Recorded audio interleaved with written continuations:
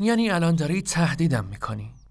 نه، تهدیدت که نمی کنم. ولی اگه بخوای از اینجا بری، منم میرم به خانوم میگم و اون وقت آبروت میره. اونم فقط کمتر از 2 دقیقه. با خودت چی فکر کردی؟ فکر کردی از تهدیدت میترسم؟ آره، اگه جایگاهت برات مهم باشه 1-2 روزی بهش فکر کن. بعد میتونی بهترین تصمیمو برای خودت بگیری. حسینا، به جای اینکه از تهدید بترسم بی خیال حقوقم میشم. اینجا شهر خیلی بزرگیه. هر جا برم واسه تدریس کار هست. تو خیالت راحت، نگران منم نباش.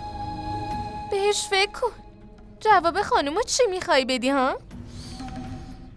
ما مال روستاییم.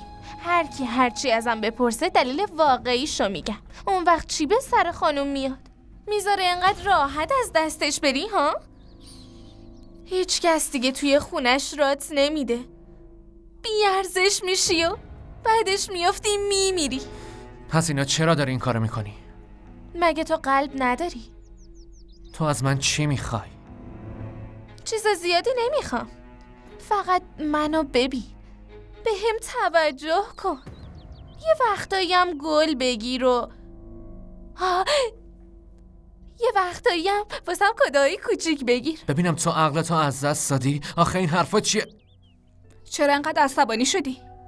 بابا چیزی نیست خانوم. داشتم بهش میگفتم که شبیه قهرمانا شده. به نظر من که تو دیوونه شدی حسینا. امروز خیلی حرفای مسخره‌ای میزنی. اینجا شهر نه روستا. حواست به رفتارت باشه.